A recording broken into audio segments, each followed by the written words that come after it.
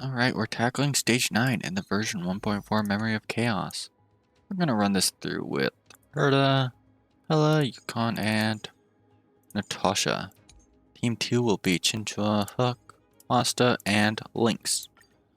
So, you might not think Team 1 would do a bunch of damage, but because of the current Memory of Turbulence buff, and Yukon just doing a lot of damage to her ult, we can clear out this first stage pretty quickly. And I have tried running with Hook, and it's just less consistent, and honestly, not a lot faster. Since Pella got hit, we'll use her skill into her ultimate. Otherwise, I would have probably just used a basic attack to save the skill points. I'll just basic here. I'll use Yukon's buff here, and then we'll hit with Herta. This will get her ultimate. And still no chance to freeze. Okay. Also, this guy has a simple enough pattern where he just does a single target turn 1 into summoning some minions. Turn 2, he's going to absorb all their performance point stacks and then start channeling his charge up ability. Then turn 3, he's going to use that charge up ability to do a bunch of damage. If you play smartly, you can just weakness break him and prevent him from doing too much damage, and it's not really all that bad. Oh, and whenever he's weakness broken, he'll just summon these minions and then do the charge up. Unless he just unleashes charge up attack, then he'll go back to turn 1. Enemy targets detected. So I'll use her basic into her ultimate.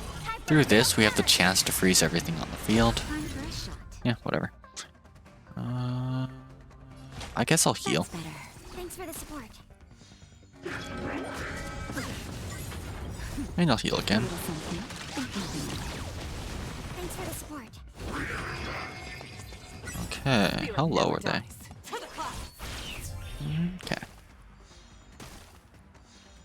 I'll just use her basic there. She's not getting her ult off. And we'll do this ult here, and if we're lucky, we'll dissociate and kill with the next turn. Otherwise, we'll struggle a little bit. I could freeze it. I don't know if I want to yet, though. That was not nice, sir. Oh, so bad. You know what? We'll just kill it here. I was considering gambling dissociate, but that's a gamble.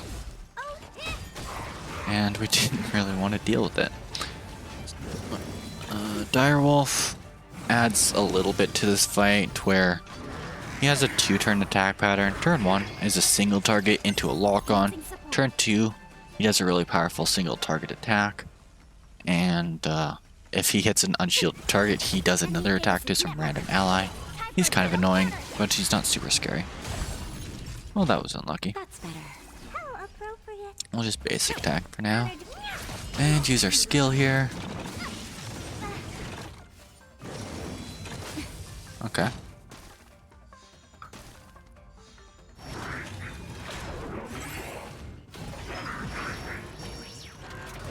A little obnoxious. We don't really need Natasha's skills, so I'll just use Pella's. We'll heal up here. Thank you, comrade. And Herta will get a decent next turn, I guess. Watch yourselves.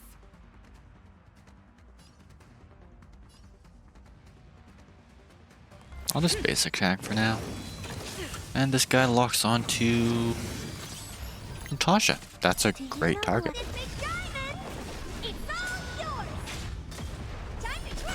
Okay, great. And fantastic.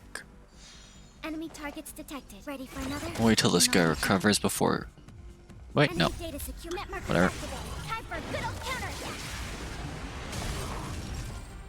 Honestly, that is a plus for us.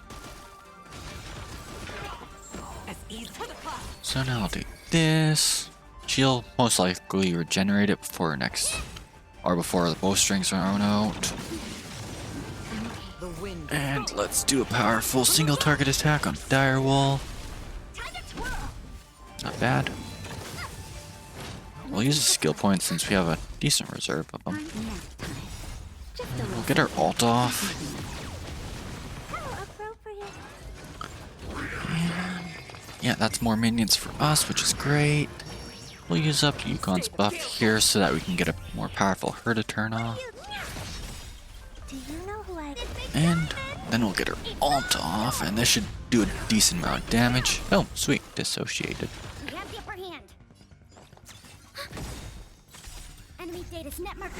Okay, I might as well just try to get this off again. Oh, I tried.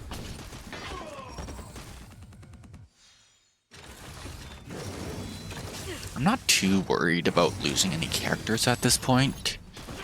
If it was just a little bit easier, I would have loved to bring Marge 7th here. But unfortunately, she just doesn't make the cut. I'll use a skill. Finish this thing off with our skill. They're so low, and it sucks that we're wasting a turn on it.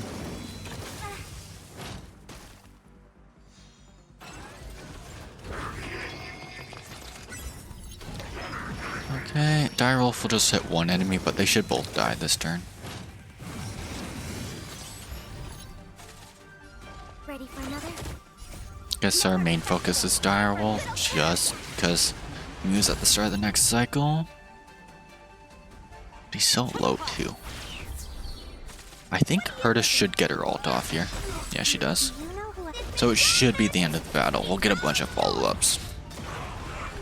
It's difficult when they're low health because we don't really have a lot of damage outside of burst. So it's hard to deal with the rest of it. So we're just going to use our heal over time into Astra's skill here.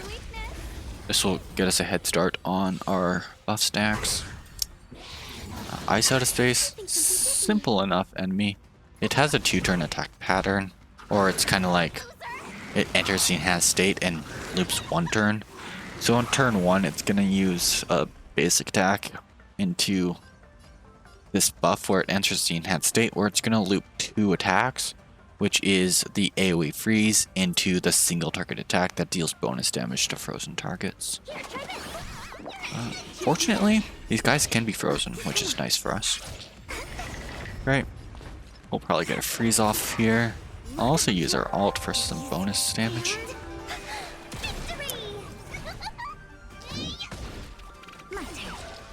And with this, I can weakness break the middle one, which is going to be a bunch of damage whenever it takes its action. And you pretty much just want to weakness break these guys so that they're out of their enhanced state, because they only deal a bunch of damage in that enhanced state, and when they're not in it, they're not as scary. This thing should take a truckload of damage.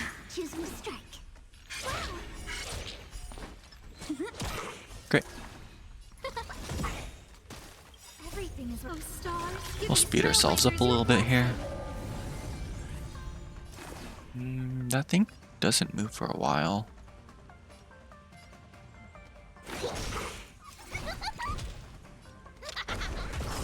I regretted that. I'm gonna weakness break this guy, and I kind of just want to try to kill it with that quantum. Oh, really? Yeah, I just don't have so many turns to work with, so I want to try to get this done as quickly as possible. There we go, and we freeze again. Okay, so I guess we can't really do it any faster than next cycle.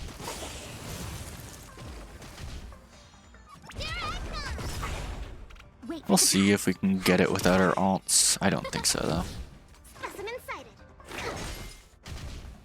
Okay, shucks. So we'll ult here. I don't really want to waste a turn just to save an ult. This guy, he has 2 phases, super fun and all that. The first turn, or the first phase I should say, he does the Wintry Wind, which summons this guy, which has the aggro, super annoying. And then does Wavering Bleat, a single target attack. Second turn, it summons Marple Leaf, which I think is the one that counterattacks, into another single target Wavering Bleat. Then turn 3 does Corrosive Wind, which is a small AoE attack into a third Wavering Bleak. I'll just use our skill here since we're kind of low on stacks right now. Commencing research. Honestly, I'll just use our ult here. Saving me won't earn you any favors. Choose me strike. It's difficult. I kind of just want to use her. Actually, she moves before boss, so she can just still get the debuff on it. It's like, I was debating the ult, but I don't really want a full hand. Okay, so now we'll just ult here, and then we'll basic attack afterwards. There. And we chip away. It'd just be so much more powerful to do a quantum break. It's hard. I think we have enough time where we can sacrifice it. Fantastic. Now we freeze again. And since this guy actually has an HP bar, you can see how much HP it has left, so you can more easily predict the dissociation damage. Great. On phase 2, it will do the Lavish Fruits into Glorious Blooms.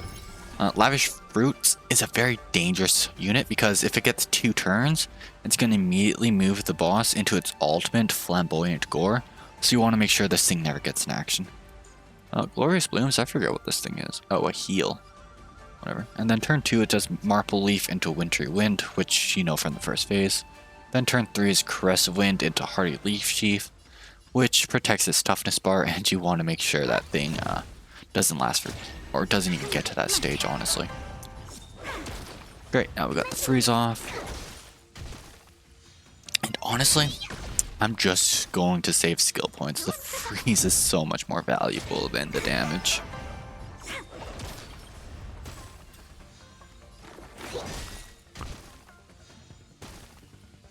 Okay, and it's a pretty simple fight. Especially now that we have this buff with us. It was a lot more scarier when it was first introduced in, I think it was 1.2. But because we have this dissociation buff, it's so trivial. Like, this thing doesn't even get a move. It's practically Memory of Chaos. I mean, not Memory of Chaos, Simulated Universe version. Like, I don't even have her on a DPS set. She's on a break set right now. Okay, and that is the 9th stage. Super trivialized by this overpowered Memory of Chaos buff, but it will majorly change with the next Memory of Chaos buff. I think it's a cleave buff or something if I read the patch notes right, where you deal damage to all enemies equal to 30% damage that you deal to the elite enemy. So, I mean, you deal with the trees and stuff better, but you'll actually have to obey its mechanics a little bit more. Stage 10, you know, I saw that it had this true sting here, so it's going to be an interesting fight.